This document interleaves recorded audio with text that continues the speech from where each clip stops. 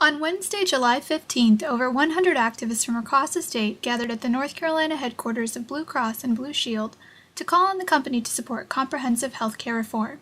The rally was organized by the Service Employees Association of North Carolina to raise public awareness for the over 1 million North Carolina residents who do not have access to quality, affordable health care services because they do not have insurance coverage. We want health care! When do we want it? Now!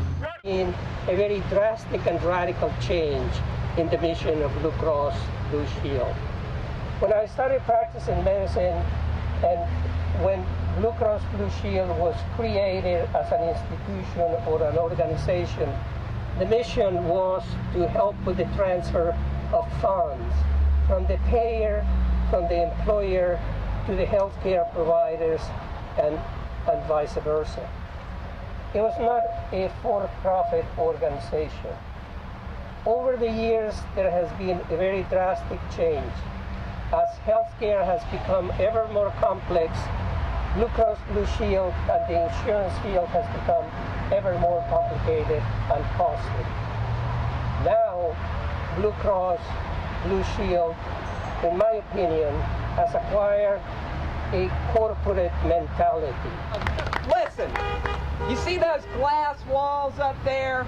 Right at the top floor, there are some really fancy offices.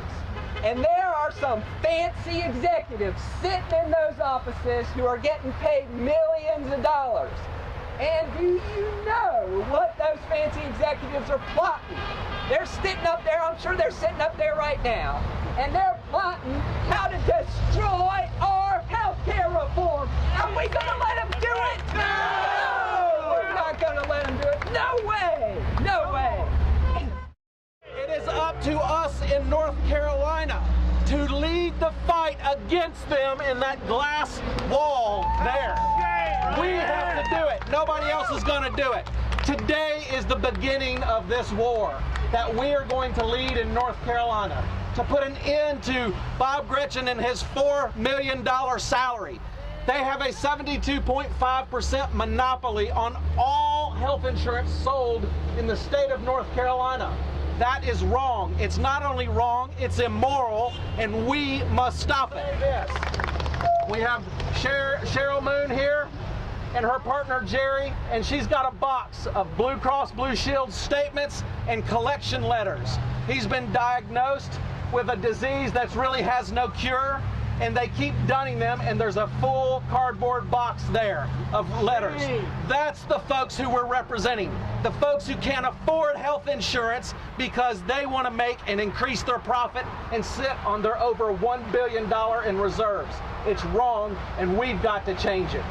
This is a box of bankruptcy. This is exactly what this is.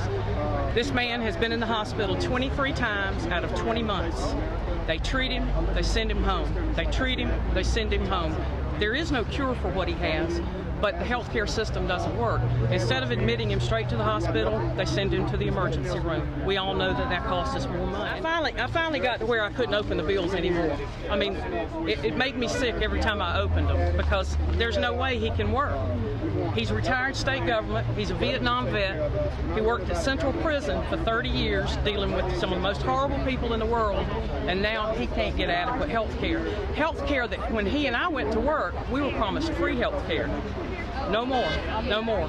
I don't mind paying a fair share, I don't. But when it's not adequate and we still keep getting bills for stuff, you know, we can't pay it. We cannot pay it. He will have to file bankruptcy over this box right here.